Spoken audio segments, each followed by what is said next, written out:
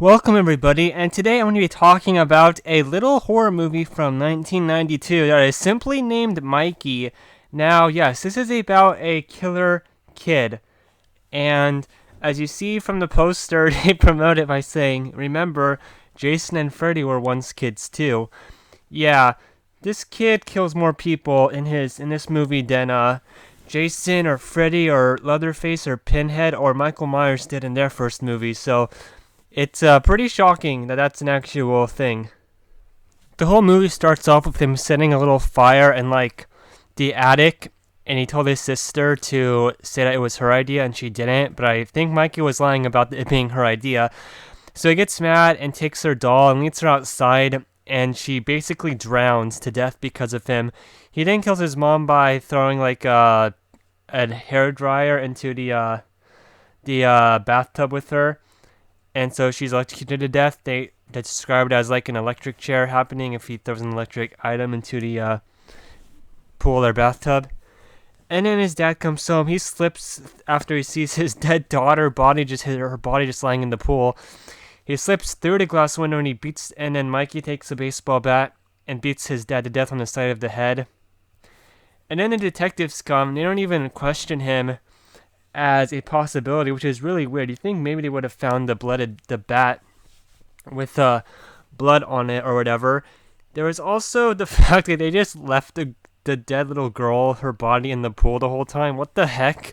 So then Mikey goes to another family, and I guess the thing is, every time a family member gets really mad because they just say no to him one time, he decides to go out and kill them. The only thing with this time in this family is he has a crush on a next door neighbor's older sister.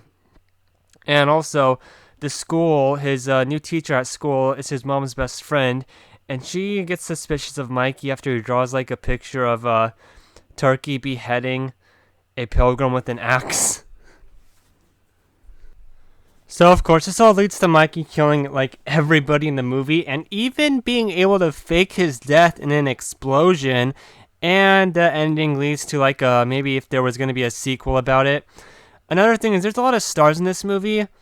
I think her name is Mimi Craven. Wes Craven's ex-wife is in here. Some other actors from the Nightmare on Elm Street franchise. The kid Alan Grant yells at from Jurassic Park. Of course, there's Ashley Lawrence, and they spell her last name wrong in the in the opening credits of the movie. But anyway, she's plays the teacher who's kind of investigating into Mikey's history. He kills people with some other things like a slingshot with a metal ball. I didn't even get it until it spelled it out in the end that he hit her in the eye with the metal ball, so instead of an eyeball, she has that piece of metal in her. We don't know any history of Mikey. I do like in the beginning the sister of the mom who died at the very start of the movie decides, nope, I'm not taking Mikey in at all. He's crazy. I'm out of here. That was kind of funny. Best character in the movie, smartest character in the movie. Also, if you see on the cover here on this picture, it shows Mikey beheading like a doll. Yeah, that never happens in the movie. I don't know what that's about. Maybe it was a cut scene. I decided to watch this movie because it was in a suggested areas while I was watching the Stepfather trilogy, and I've seen people online compare this to that trilogy, which I don't really get it. I guess it's because it's another family murdering thing. So he said instead of being the dad, it's a kid, but I don't really. There really isn't any good connection there. Not even in the way it was made. There was a lot of shocking things. I think he went from just being said no to flat out murdering his whole family without really thinking it through really quickly. I did like how it was built. It had some drops to Thanksgiving, like the turkey beheading the pilgrim drawing and family dinners, where at the end he sets these dead bodies around the Thanksgiving table with a turkey. But he sets on the gas stove. They have a gas stove, and so then he just leaves it on, and then he throws a bomb, basically, something on fire, and explodes the house. And the thing is, earlier in the movie, there's like this realistic skeleton in the classroom that's from like a 10-year-old kid. So he decides to use that to fake his own death. Okay. So yeah, I did not see that ending coming from a mile away. Definitely the most evil kid on film that I can think of. He just likes killing. He knows it's wrong, and he even records his acts and then watches them where anyone can see them, like his family. So it's kind of weird. And then he basically kills his mom by jumping off a balcony and stabbing her in the neck when they fall down, which is really unrealistic. But hey, I was a little bit surprised, but I am glad that he didn't kill his classmate, who's next door neighbor, who is kind of like his best friend in this movie. Kind of not, because I guess he's a psychopath. Why would he have friends?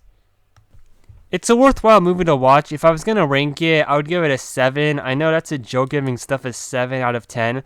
Okay, I guess I'd give it a 7.5. There's not much else I have to say about this movie. It was an hour and a half, and it was fun. It was a classic 90s thriller movie. He's not really a slasher. He's not really he's definitely not a monster. But for excitement and kind of the creepiness, because Mikey is 9 years old, and he becomes infatuated with like a 16-year-old girl next door neighbor. And he kills a cat in this movie. I forgot to mention, he kills an animal. He snaps the cat's neck so that he frames her boyfriend for killing it. And then she gets mad at him. Then he kills the guy by kicking a radio into the hot tub he's in. And then he says that, like, oh, the older sister can only love me now. And that's when suspicion happens. And then right to the big finale, which actually was a lot longer than I thought it should be. A little bit longer. Takes its time killing and everything. Getting to the disappearance of Mikey and sort of the, okay, movie's over, wipe your hands clean. Just tease the sequel already.